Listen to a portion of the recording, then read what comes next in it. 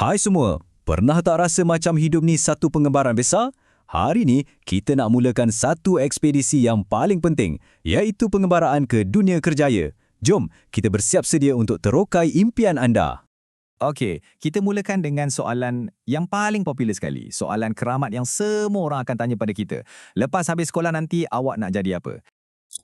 Soalan ni memang besar kan? Kadang-kadang boleh buat kita rasa gelabah sikit, tapi chill, jangan risau. Hari ni, tujuan kita bukan nak cari satu jawapan yang tepat dan muktamad. Tak.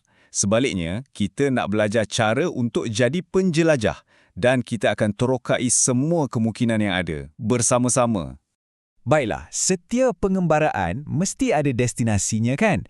Jadi, perhentian pertama kita ialah selamat datang ke dunia kerjaya. Jom kita fahamkan dulu, apa benda sebenarnya dunia kerjaya ni? Dan kenapa ia sangat-sangat penting dalam hidup kita? Okey, mari kita fahamkan betul-betul. Dunia kerjaya ni bukanlah sekadar satu senarai pekerjaan yang panjang. Cuba bayangkan, ia makam sebuah alam yang sangat luas, di mana setiap pekerjaan tu sebenarnya satu peluang. Peluang untuk kita padankan apa yang kita suka buat, apa yang kita pandai buat, dan siapa diri kita yang sebenar. Matlamatnya, nak cari padanan yang paling ngam untuk kita. Jadi, kenapa kita kena fikir pasal kerjaya? Ia bukan setakat soal duit tau. Kerjaya yang betul boleh bagi kita satu tujuan, satu sebab kenapa kita bersemangat nak bangun setiap pagi. Ia juga tempat kita belajar skill baru, menyumbang sesuatu kepada orang sekeliling kita, dan yang paling best, ia adalah jambatan untuk kita capai impian peribadi kita. Alright, sekarang jom kita buka peta kita. Peta dunia kerjaya. Cuba bayangkan peta ni luas macam peta dunia yang sebenar, penuh dengan macam-macam benua dan negara yang mungkin kita tak pernah dengar pun sebelum ni. Dan bahagian paling menariknya, peluang ada di mana-mana sahaja. Dalam peta ni, ada benua-benua utama yang besar. Contohnya benua kesihatan, pendidikan, kejuruteraan, ada juga perniagaan dan pentadbiran. Dan jangan lupa, benua seni dan reka bentuk yang penuh warna-warni. Dan semua ni, percayalah, baru sebahagian kecil je daripada apa yang wujud kat luar sana. Jom kita tengok dekat sikit. Kalau sebut kejuruteraan, mesti kita terbayang orang yang bina bangunan tinggi atau jambatan kan? Tapi, pernah tak anda dengar tentang jurutera audio? Mereka lah wira di sebalik tabir yang pastikan bunyi dalam lagu kegemaran kita atau filem yang kita tonton tu kedengaran perfect. Nampak tak? Sama juga dalam bidang kesihatan. Ya, kita tahu pasal doktor dan jururawat. Tapi ada juga kerjaya hebat seperti terapi secara kerja.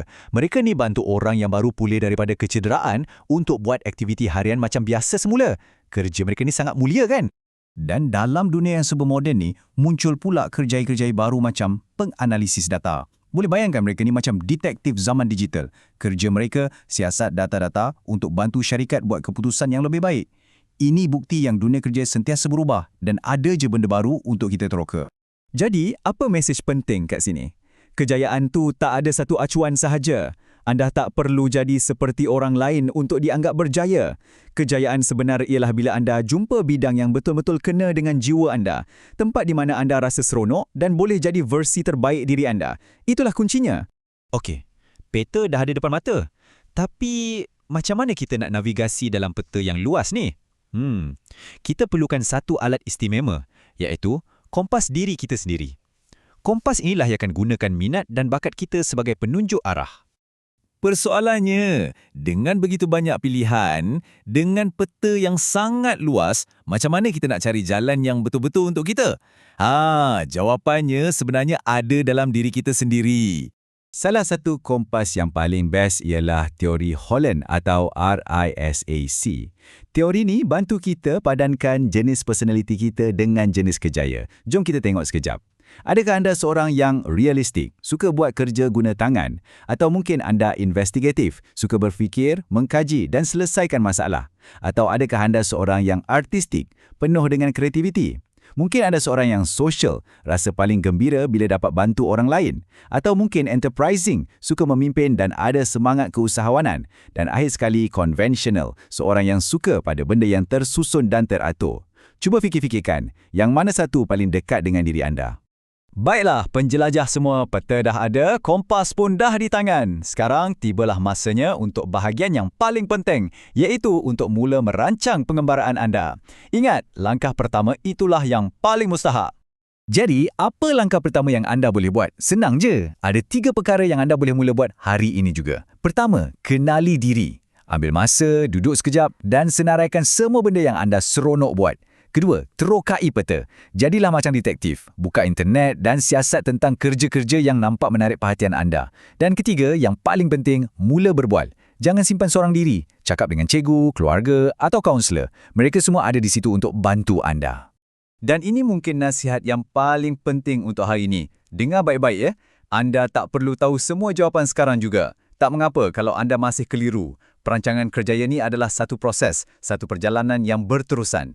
Ia tentang meneroka, belajar dan sentiasa mencari. Kalau satu hari nanti anda berubah fikiran, itu sangat normal. Itulah sebahagian daripada keseronokan pengembaraan ini.